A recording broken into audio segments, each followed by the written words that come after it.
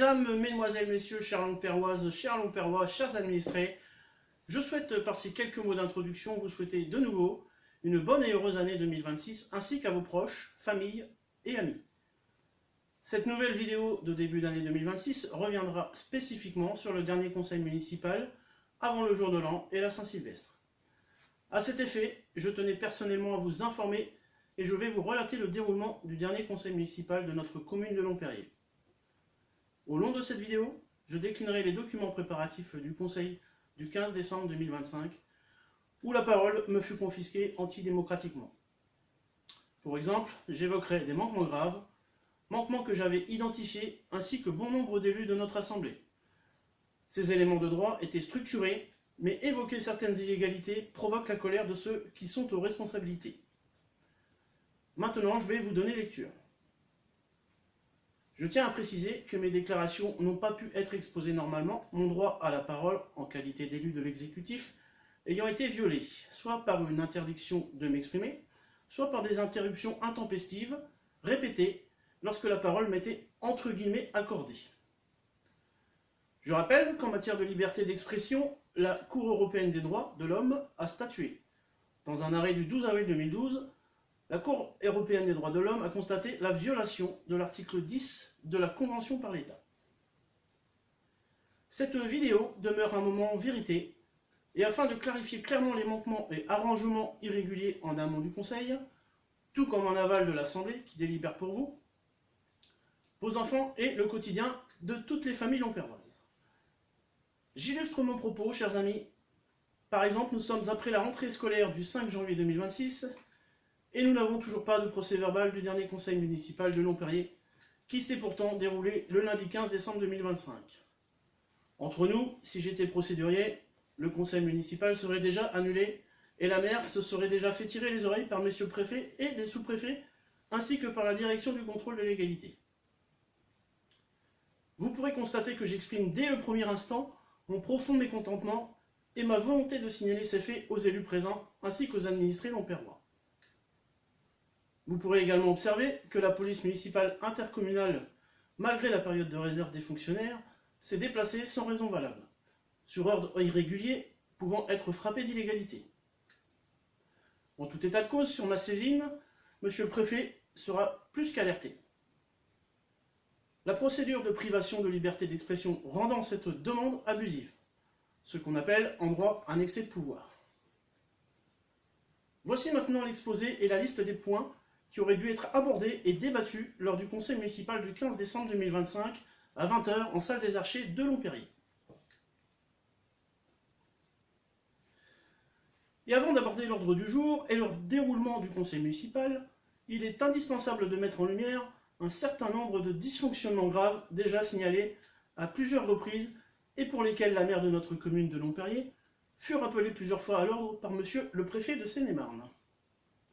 Ces remarques ne sont pas nouvelles, elles s'inscrivent dans une inquiétude persistante concernant la manière dont sont conduits nos travaux et appliquer les règles du Code général des collectivités territoriales, notamment les articles L2121-15, L2121-25 et L2121-26, jusqu'à une modification supplémentaire en point numéro 4 du Conseil du jour, rappelant qu'il a été défini un ordre du jour du Conseil. Depuis des mois, les retards systématiques de transmission des procès-verbaux de conseils municipaux, pourtant soumis à des délais légaux stricts de par l'obligation de transmettre dans les 8 jours consécutifs au conseil municipal, sont dénoncés.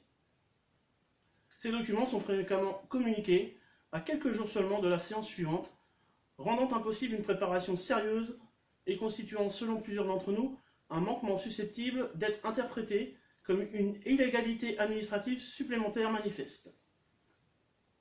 Mais les inquiétudes ne portent pas uniquement sur les délais. Elles concernent également le contenu même des procès-verbaux. À maintes reprises, des élus ont contesté la qualité de la retranscription, qu'ils estiment incomplète, partiale ou ne reflétant pas fidèlement l'intégralité des débats tenus en séance. Certains y voient même une ingérence dans la rédaction, dès lors que des propos, pourtant exprimés publiquement, semblent avoir été omis, atténués ou reformulés, tout ceci restant contraire au fait qu'un procès-verbal doit reprendre l'intégralité des débats, mot pour mot. Autrement dit, les documents administratifs transmis par la mairie sont insincères. Cela demeure grave, voire extrêmement grave. Dans le cas contraire, il ne serait légalement pas possible de nommer ce document de la sorte, mais plutôt compte-rendu qui revêt les mêmes obligations strictes liées aux anciennes règles du Code général des collectivités territoriales. Il est rappelé que si nous votons à chaque séance pour désigner un ou une secrétaire de séance, qui de droit devrait être nommé par voie de scrutin, avec candidature de chaque élu volontaire et non sur proposition de la maire, qui bafoue le mode de désignation des candidats au secrétariat de séance du conseil municipal, c'est précisément pour garantir une transcription neutre, transparente et exhaustive de nos échanges. Or, force est de constater que, selon de nombreux membres de ce conseil, ce rôle n'a jamais permis d'être assuré pour une retranscription intégrale depuis notre installation. Plus de 90% des procès-verbaux transmis à ce jour sont insincères et ne reflètent pas les débats relatifs aux délibérations de notre conseil municipal de Longperrier. Nous demandons le respect et l'application stricte du Code général des collectivités territoriales. D'ailleurs, un conseiller de notre assemblée délibérante a dénoncé des faits d'une extrême gravité, faits relevant d'une éventuelle instruction au pénal. Aucun mot sur le prononcé, qui pourtant fait foi, devant vous, chers administrés. Mes propos dont la véracité ne peuvent être remis en cause sur l'éventuel conflit d'intérêts lors de la séance publique du 23 septembre 2025, qui, entre nous sommes en janvier 2026 et les éléments sincères du conseil municipal ne sont toujours pas transmis, ni à vous administrés, ni aux autorités administratives, ni à nos élus de notre commune de Longperrier. Ces dysfonctionnements répétés de non-transmission dans les délais impartis, qu'ils soient retard, omission, illustrent la contestation permanente face aux demandes légales et légitimes des élus de notre assemblée longperroise. Il s'agit ici de procéder à une information précise et juste pour les administrés et électeurs de notre commune, mais plus précisément d'alerter publiquement et clairement sur des pratiques qui soulèvent pour un grand nombre d'entre nous des interrogations graves quant au respect du cadre légal et au fonctionnement démocratique de notre assemblée. La transparence n'est pas optionnelle, la légalité n'est pas discutable et la fidélité des débats n'est pas négociable. Dans cette optique, pour le ou les derniers conseils municipaux de la mandature 2020-2026, je propose que l'un des élus de l'opposition puisse être proposé aux fonctions de secrétaire de séance pour les conseils municipaux à venir. Ce qui permettrait d'avoir à l'issue, et dans des délais légaux, un procès-verbal sincère et conforme à l'état de l'art, respect du CGCT, qui sera en tout état de cause plus complet et transparent que ceux déjà délivrés par les secrétaires désignés par l'Assemblée lors des précédents conseils. L'opposition est normalement sérieuse, elle était au pouvoir. Nul doute qu'ils sauront retranscrire l'ensemble des débats et éditer un procès-verbal certainement exhaustif et légal. En introduction de ce nouveau chapitre, je rappellerai les faits précis. La fonction de maire est normalement effectuée avec toute l'humilité associée au prestige de la responsabilité associée. D'ailleurs, je rappelle les scores électoraux de 2024. Ceci résulte du simple taux d'abstention à la hauteur de 66,10% lors des élections partielles et de la confiance accordée par les colistiers qui, à ce jour, reste pour moi un énorme regret personnel.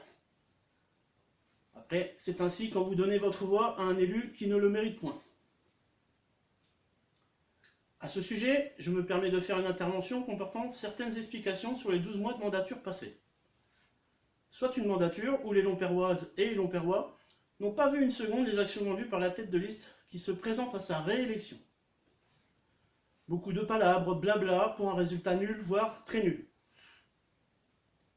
En effet, collectivement, il fut vendu aux Longperroises et Longperrois la mise en avant de la transparence avec les habitants de notre ville-village. L'objectif, et le seul en réalité, est de travailler pour les Longperrois et l'intérêt général, soit avoir à Longperrier une bonne qualité de vie et des services publics eux aussi de qualité. Force est de constater qu'à un instant précis, toutes ces belles paroles n'ont pas été respectées. Malgré tout cela, toujours à titre d'exemple, les dernières interventions par courrier officiel auprès d'une association longperroise mettent en exergue les mauvaises pratiques. Le tissu associatif, selon moi, est un partenaire et non une structure ennemie. Ici, il est demandé à un président d'association lomperroise de violer toutes les règles de droit relatives à la RGPD, créant ainsi un précédent par écrit opposable relatif à une violation de la vie privée. Effectivement, au travers de ces courriers irréguliers et illégaux, la plume d'un adjoint au maire, avec des propos explicites relevant de l'atteinte à la vie privée, ou vécus comme menaçants pour la dite association. Il est grand temps d'arrêter ce management associatif toxique. Les associations lomperroises participent grandement à faire vivre notre commune, de par les liens créés, la solidarité, le partage de moments festifs, sportifs, etc., etc. Je dénonce ces pratiques abusives et violentes, tant sur le fond que sur la forme. Il faut arrêter ces agissements illégaux. À bon entendeur, ceci est parfaitement inadmissible. Je puis rappeler certaines communications sur le réseau social Facebook qui ne sont pas dignes d'un édile politique. Propos relatifs aux comités de quartier ainsi qu'à leurs tenants sans aboutissant. Force est de constater que de nombreux commentaires et de nombreuses questions restent posées sur les suites données aux 4 réunions de quartier que j'ai eu l'honneur d'organiser et d'animer. D'ailleurs, nous pouvons dire que c'est la seule chose qui a bien fonctionné, vu l'intérêt et l'affluence des Lomperroises et Lomperrois aux réunions de conseil de quartier. Il est vrai que l'intérêt porté à ce genre de réunion par les élus aux responsabilités reste contestable, au vu des absences répétées et l'infime présence, en plus de retard aux réunions, pour exemple plus de 40 minutes lors de la première rencontre, montrant ainsi le manque de respect porté aux administrés. Il aurait été apprécié et appréciable que les élus soient présents à l'heure et que toutes les doléances des Lomperrois soient mises en action opérationnelle. Ce qui aurait traduit une vraie démocratie participative et de marquer ainsi du respect pour ceux qui se sont déplacés lors de ces 4 réunions de quartier. Il est également rappelé qu'à l'issue de ces 4 réunions de quartier, j'ai moi-même établi un compte-rendu général incluant toutes les problématiques relevées ainsi que les axes et moyens d'amélioration possibles, et qu'en ce terme, il a été transmis un document récapitulatif de 11 pages. Document technique des réunions publiques de quartier que les élus chargés d'une délégation ne souhaitent pas divulguer à la population lomperroise. Cela reste extrêmement dommageable puisque les préoccupations des Lomperrois ne sont pas prises en considération. Nous exigeons depuis de nombreux mois, et plus encore en cette nouvelle année 2026, que chaque document communal respecte la loi. Les élus aux responsabilités ont le devoir et l'obligation morale de respecter la loi. Chaque procès-verbal obligatoire doit être complet, daté, signé avec apposition du tampon Marianne de la République et publié de manière formelle aux autorités préfectorales, aux élus de notre conseil municipal et surtout aux administrés, ces chers Lomperroises et Lomperrois. Nous exigeons que la démocratie locale à Lomperrier retrouve toute sa crédibilité. C'est notre devoir, c'est notre responsabilité, et c'est ce que méritent les Lomperroises et Lomperrois. Après avoir souligné des manquements très graves, soit des manquements démocratiques majeurs, non-respect de certaines lois issues du Code général des collectivités territoriales, il est maintenant indispensable de revenir aux faits concrets qui illustrent certaines dérives et qui ont conduit ce jour à cette modeste critique, reflet d'une mauvaise gestion communale, résultat d'une gestion égotique et personnifiée. Ces éléments factuels viennent étayer de manière incontestable ce que nous venons de constater et donnent toute sa force à notre analyse.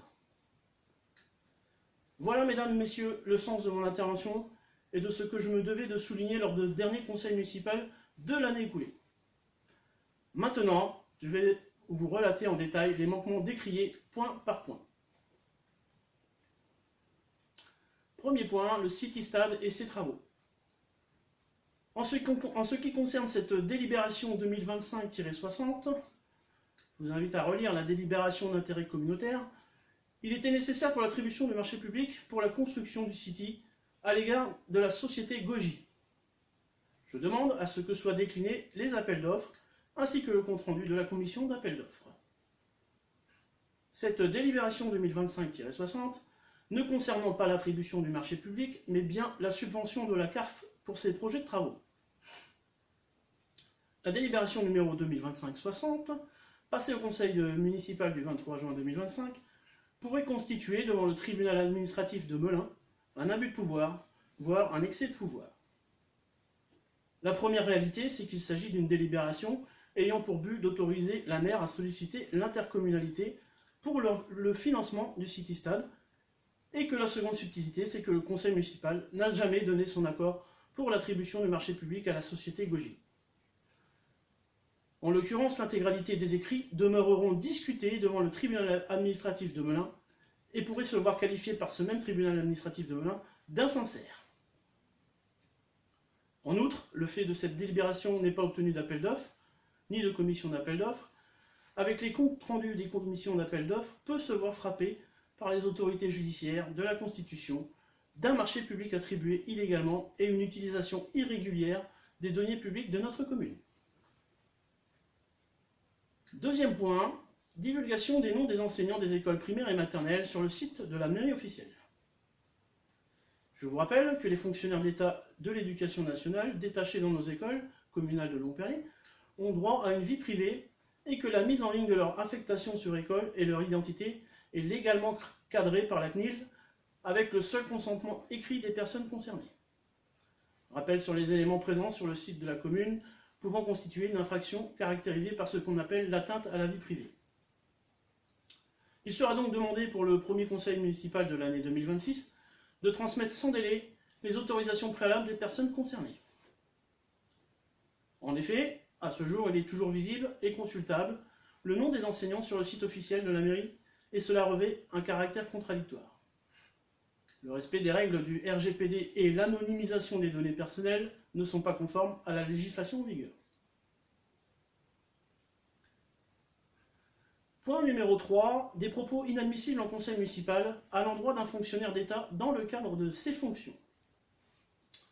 Lors de la rédaction du mensuel de la commune Les Petits Échos de septembre 2025, des propos diffamants à l'encontre des professeurs des écoles, car nous ne disons plus instituteurs depuis les années 1992, ont été tenus. Je rappelle que les personnes de l'éducation nationale sont libres et indépendantes, notamment pendant leurs jours fériés. De fait, les commémorations et le devoir de mémoire sont organisés par le ministre des Armées, le secrétaire d'État aux anciens combattants et aux mairies. Les propos tenus par certains élus en conseil municipal du 23 septembre sont strictement scandaleux. Chaque fonctionnaire fait librement ce qu'il désire pendant un jour férié. L'institution éducation nationale et certains personnels de l'école élémentaire Suzanne Bardez furent mis en cause. Ce que je dénonce ici, les fonctionnaires demeurent neutres et ne font pas de politique. Ce qu'on appelle la neutralité du service public. Je transmets d'ailleurs mes amitiés au personnel de l'éducation nationale qui demeure libre en matière de pédagogie. Point numéro 4, garant financier du projet ZAC des Archers et de son école. Une problématique majeure demeure pour l'ensemble de nos administrés et des parents d'élèves de primaire. Le moment est solennel, puisqu'un conseiller municipal se présente comme gestionnaire d'un dossier pour lequel il ne possède aucune délégation. Pire encore, l'assemblée délibérante de notre commune n'a jamais donné pouvoir à cet élu afin de représenter nos intérêts et ceux des administrés dans ce dossier, et pas des moindres. Ce dernier nous a indiqué que seul de l'eau serait attribué à la société Matisse, constructeur dans l'est de la France pour l'avenir des administrés longperrois et de nos petites têtes, nos enfants écoliers. Marché public de plus de 5 millions d'euros, attribué de fait sans concertation, sans délibération du conseil municipal, soit une attribution irrégulière. Selon cet élu, la société Matisse répondrait le plus favorablement aux besoins du projet de la nouvelle école. En réalité, projet estimé à plus de 6,5 millions d'euros. Estimation de mars 2025. Pour rappel, avec la force du droit, ce projet nécessite la stricte application du protocole des marchés publics et de toutes les règles de droit qui s'y rattachent. Soit appel à projet pour le compte de notre commune de Longperrier, concours de projet d'architecte, etc., etc. Respect strict et rigoureux de tout le processus d'appel d'offres, ainsi qu'une commission d'appel d'offres régulièrement réunie et qui aurait déjà dû se tenir et réunir depuis le mois de février 2025 pour la première fois.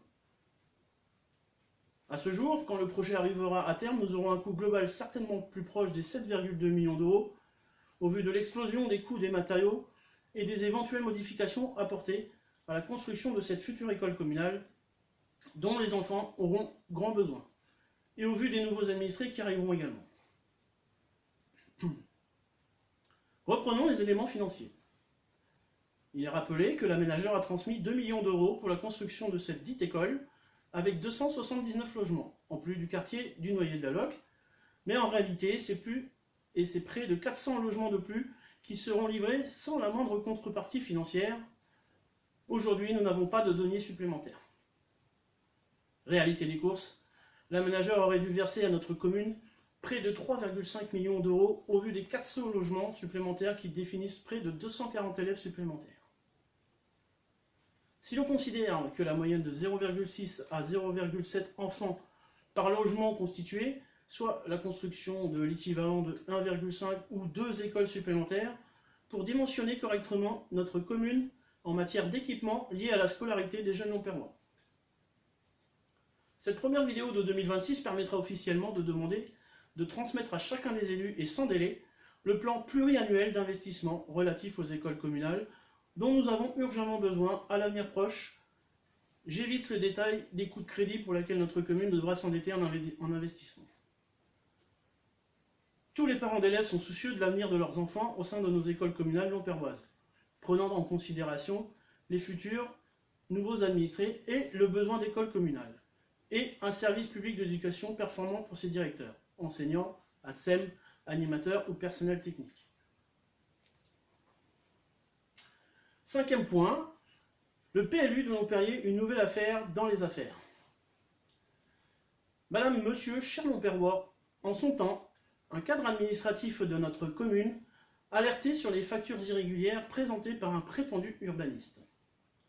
D'ailleurs, une secrétaire du service urbanisme de notre mairie alertait également en février 2025, en réunion de service organisée par le cadre administratif, sur les présumées surfacturations présentées à nos services pour règlement de prétendus honoraires. Et le fait qu'il a été facturé à la commune des heures de travail non exécutées. Moment solennel également pour la sauvegarde de nos finances communales et la sauvegarde des intérêts des Lomperrois. En réalité, depuis la période de l'année 2011 à ce jour, le prétendu urbaniste n'a pas présenté de PLU digne de ce nom, ni au nouveau conseil municipal élu en décembre 2024, ni aux administrés de notre commune lors des diverses réunions publiques. Aucune présentation du travail facturé ou fourni depuis notre installation, travail relatif à l'élaboration d'un PLU modifié.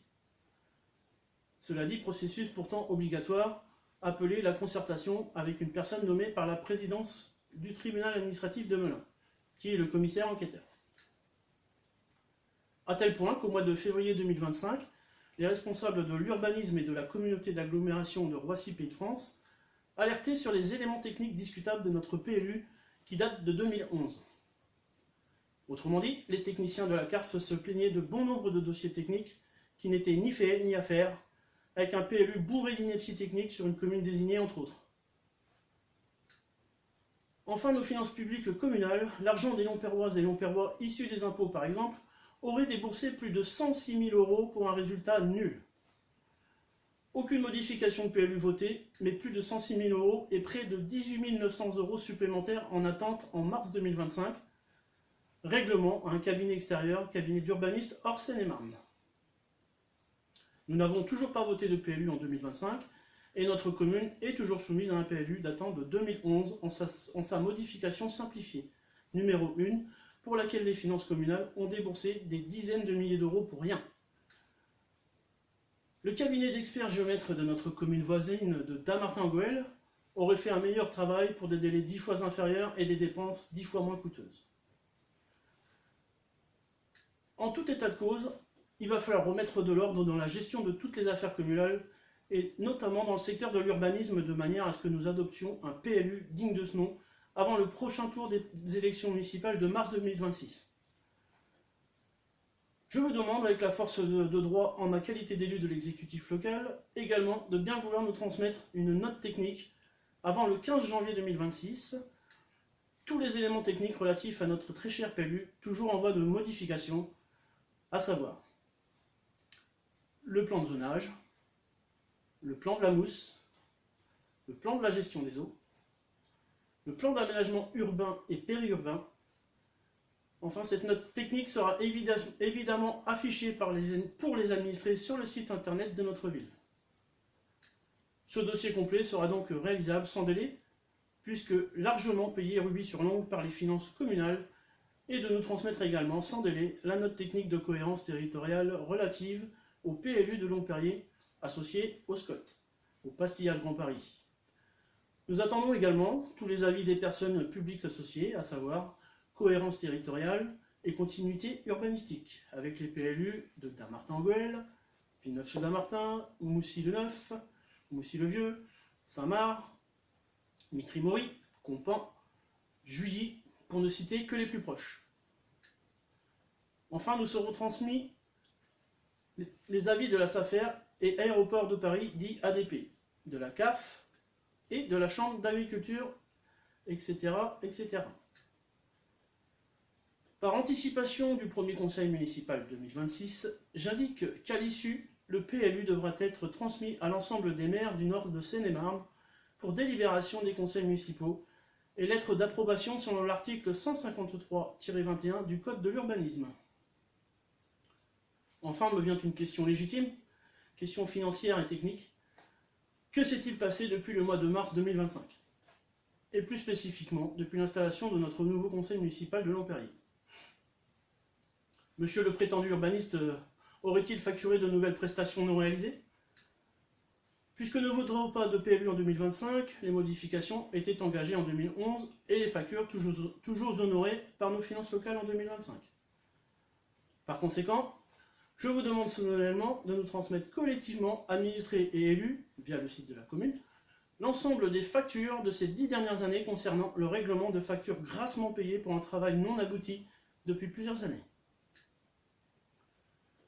En conclusion du point 5 dit PLU de Longperrier, qu'en est-il de la mousse, des finances préfectorales pour les résidents du Calvaire et des chemins de la Cavette et des chemins de la Gruerie? A savoir que le préfet de Seine-et-Marne attribuait à son époque près de 200 000 € pour l'aménagement de la mousse, notamment pour les études d'impact et techniques, via les hauts fonctionnaires et les services de l'équipe mousse. Autrement dit, la zone naturelle boisée sera-t-elle protégée et aménagée en eau, en gaz, électricité pour les propriétaires légaux? Rappelons que la dignité humaine n'a pas de prix. Sixième point, présumée violation de l'article 52-1 du CGCT. Je souhaite savoir, et les électeurs souhaitent également connaître, les explications rationnelles et les raisons pour lesquelles l'ensemble des élus n'ont pas été conviés lors du repas des aînés du dimanche 7 décembre 2025, pour lequel fut fait publicité par communication audiovisuelle et Internet. Idem pour le repas des agents communaux du 20 décembre 2025. Pour rappel, tous les élus de Longperrier doivent être conviés aux manifestations municipales. Contrevenir à cette règle est irrégulier. Pire encore, ces actes délibérés constituent une violation de l'article 52-1 du CGCT. Il n'est pas nécessaire de rappeler que la période de campagne électorale débutait le 1er septembre 2025 et qu'elle sera close lors du deuxième tour des élections municipales et communautaires en date du vendredi 20 mars à minuit. Nous avons constaté que beaucoup d'élus n'ont pas été conviés aux manifestations communales. Or, étant donné que ces repas sont des repas municipaux financés par notre administration communale, il aurait été plus que pertinent et légitime de convier l'ensemble des élus dans l'intégralité pour ces repas et de respecter cette obligation. Je rappelle par ailleurs la loi du 14 avril 2011 en son article 6, puisque nous sommes en période électorale. D'ailleurs, il est expressément demandé pour le premier conseil municipal de l'année 2026 de nous fournir des explications sur les dépenses liées à ces événements et de nous communiquer l'ensemble des factures qui s'y réfèrent, en plus de nous apporter un tableau budgétaire avec inscription des lignes relatives à ces dépenses. Si par le plus grand des hasards, le budget engagé provenait du budget CCAS pour ces festivités dédiées aux seniors ou aînés, il faudra répondre à l'ensemble des questions devant notre Assemblée. Cette énième incartade pourrait demeurer inadmissible, puisqu'à ce jour, aucune commission du CCAS ne s'est tenue, et qu'en droit, le CCAS de notre commune n'a pas voté ses budgets, budget de fonctionnement et budget d'investissement, et qu'en complément, aucun compte-rendu de commission CCAS n'a été divulgué aux élus. Pire encore, sauf erreur de ma part, mais ici cela demeure quasi impossible, Il est bon ton de rappeler qu'aucun CCAS ne s'est tenu depuis notre installation en décembre 2024, alors que la réunion du CCAS est obligatoire, comme la réunion du conseil municipal en séance ordinaire, soit une séance minimum obligatoire tous les 3 mois. En conclusion, mesdames, messieurs, chers administrés, chers Lomperrois, monsieur le préfet de Seine-et-Marne ainsi que la présidente du tribunal administratif de Melun seront saisis de cette irrégularité dès le lundi 23 mars 2026 pour annulation de l'élection de madame la tête de liste putative en vertu de la violation de l'article 52-1 du CGCT. Et plus spécifiquement, ils seront éventuellement saisis le dimanche 22 mars 2026 sur le procès-verbal des élections en salle des archers, le bureau 1 et 2, bureau de recollement dite salle des archers. 7e point, propos inacceptables d'un élu à l'égard d'un ou d'une élue. Lors du conseil municipal du 23 septembre 2025, un élu chargé d'une délégation s'est permis d'alléguer des faits discutables, non avérés et peut-être fallacieux. Propos prononcés en séance publique et non retransmis puisqu'il n'existe pas de procès-verbal sincère. Les prononcés de l'élu, prononcés qui font foi, auraient pu être qualifiés durant une période de 3 mois de diffamation entre parenthèses, propos diffamatoires également entre parenthèses, ou de propos calomnieux entre parenthèses également, voire de propos portant atteinte à l'honneur ou à la probité d'une personne. En effet, ce dernier, de manière irrégulière, déloyale, inopportune, a pointé le fait que l'un des élus aurait été à l'initiative du contrôle de la maison des jeunes.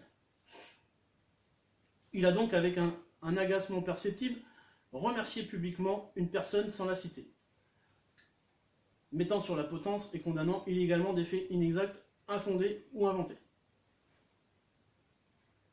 Il n'en demeure pas moins que les propos de l'élu sont fallacieux, outranciers et impolis. Les 10 propos sont d'une violence crasse. À toutes fins utiles, je ne me sens pas visé, puisque rappelons que la direction départementale de la cohésion sociale, dite Jeunesse et Sport, par le biais de son inspecteur de la Jeunesse et Sport, contrôle systématiquement toutes les nouvelles structures, qu'elles soient privées ou publiques. Un contrôle est fait des colonies de vacances, comme des accueils de loisirs sans hébergement, ce qui est notre cas. Puisque le contrôle des structures et des services municipaux chargés de la jeunesse et des sports demeure obligatoire en France, pour la protection des mineurs qui y sont accueillis. En somme, cet élu a critiqué en séance publique un contrôle des autorités françaises. Rappelons que ce n'est pas digne d'un élu dans le cadre de ses fonctions.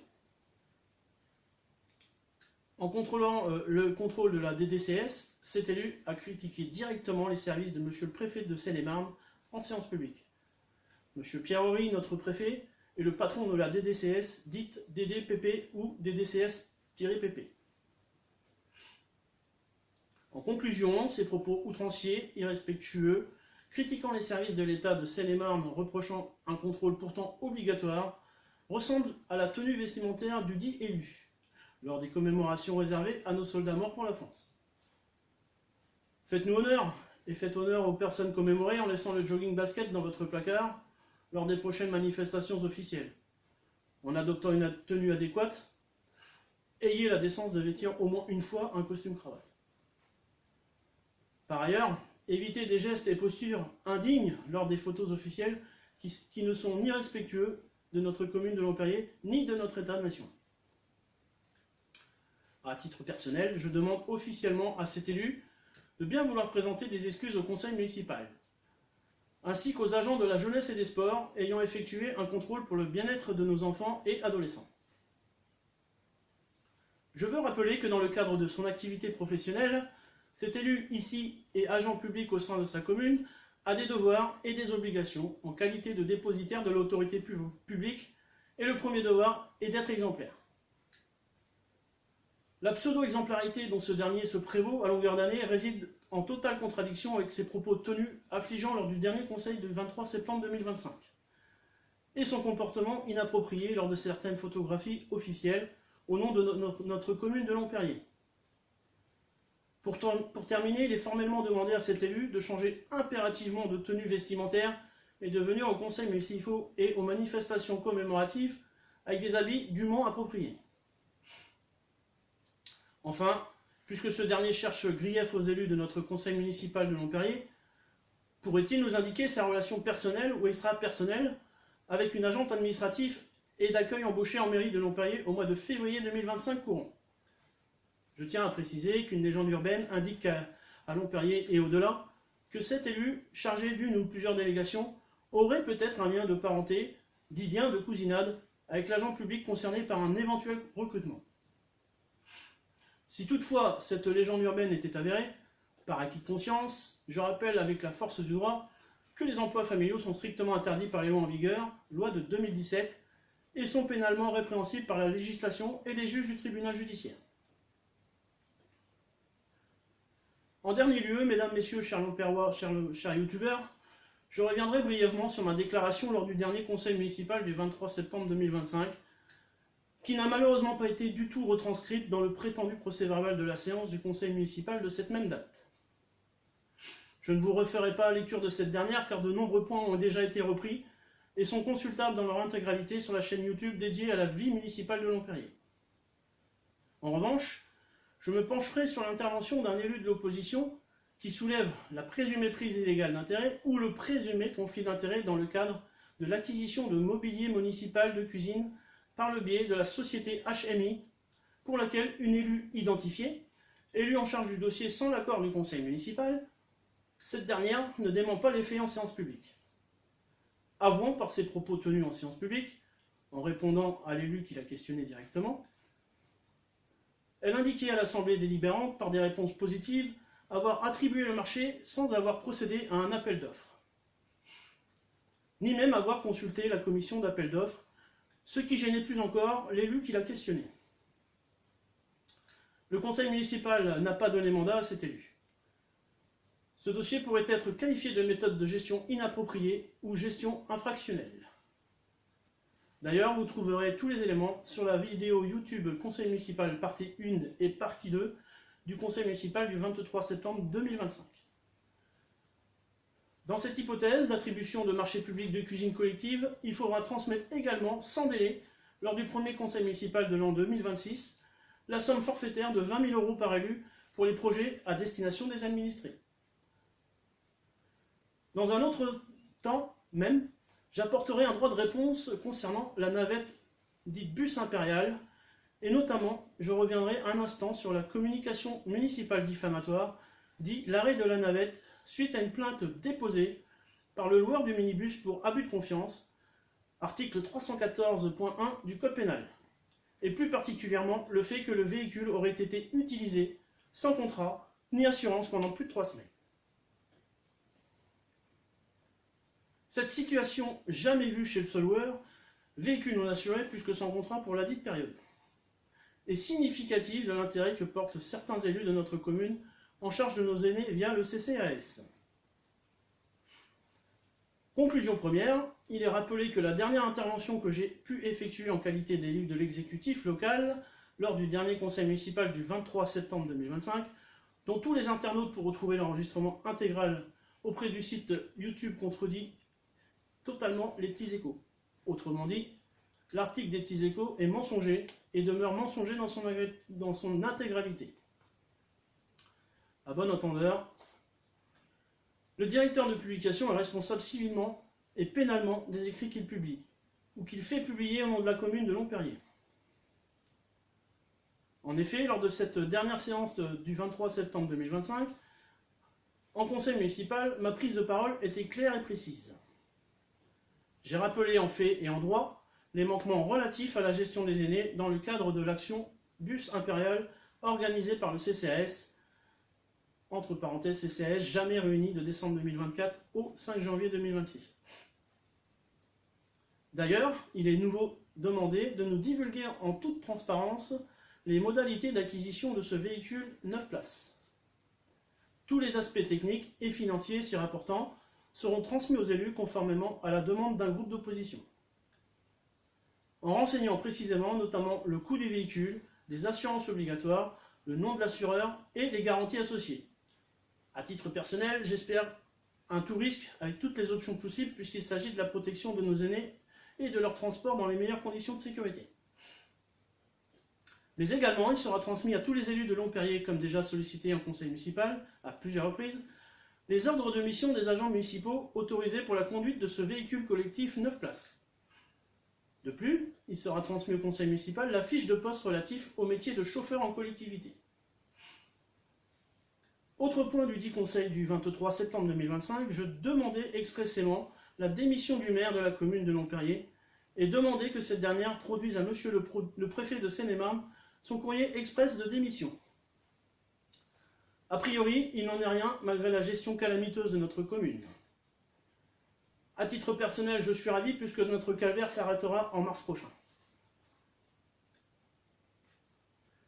En conclusion, il est donc indiscutable le fait qu'à l'issue de cette première année de mandature, les résultats attendus ne sont pas à la hauteur de ce que fut vendu et annoncé aux Lopérois lors de notre dernière campagne électorale en 2024. Il apparaît donc très important et indispensable pour l'avenir de notre commune, afin que les impôts locaux n'explosent pas, que la confiance prochaine dans les urnes pendant les élections municipales de 2026 ne doit pas se traduire par un nouveau mandat pour ceux qui sont actuellement aux responsabilités. Autrement dit, votez J'aime Longperrier. J'invite toujours en cette nouvelle année 2026, et plus particulièrement aujourd'hui encore, l'édile de notre commune à présenter sa démission à monsieur le préfet de Seine-et-Marne. Vous savez maintenant, chers Longperrois, les raisons pour lesquelles je faisais part de mon profond mécontentement. Ainsi, vous avez maintenant une grille de lecture et d'analyse relative au visionnage de la seconde vidéo, dite Longperrier Conseil municipal du 15 décembre 2025. La bonne foi et la transparence sont de notre côté. Je vous remercie sincèrement pour votre écoute et l'intérêt que vous avez porté à mes interventions et vidéos. Celle-ci n'avait qu'un seul objectif, alerter et informer sur des manquements que les administrés sont en droit de connaître au regard de leur confiance accordée aux élus. Force est de constater que la transparence et la communication communale ne sont pas au rendez-vous. C'est précisément pour cette raison que je m'attacherai à rendre compte de manière régulière de chaque action que je mènerai en conseil municipal. Soyez assurés de mon engagement, de ce pourquoi vous m'avez élu et ce pourquoi je filmerai les conseils municipaux et vous les diffuserai sans opacité aucune. Je vous remercie et vous donne rendez-vous sur la chaîne YouTube J'aime Longperrier pour visionner l'intégralité du dernier conseil municipal du 15 décembre 2025, que je vous invite à suivre les prochains conseils afin de vous tenir informés. Avec J'aime Longperrier, les informations communales longperroises viennent directement chez vous ou sur votre téléphone portable. Salutations à tous les Longperroises et Longperrois. Je vous souhaite de nouveau, au nom de l'équipe J'aime Longperrier, une excellente année 2026. Nos meilleurs vœux renouvelés pour vous, vos familles, proches et amis, ainsi que pour votre entourage professionnel. Une bonne et heureuse année 2026 également au tissu associatif longperrois et nos vœux les meilleurs à tous les acteurs du tissu économique longperrois et aux agents communaux investis pour le quotidien des Longperrois. Bonne et heureuse année à notre pays, bonne et heureuse année à notre commune. Vive la République, vive la France et vive Longperrier.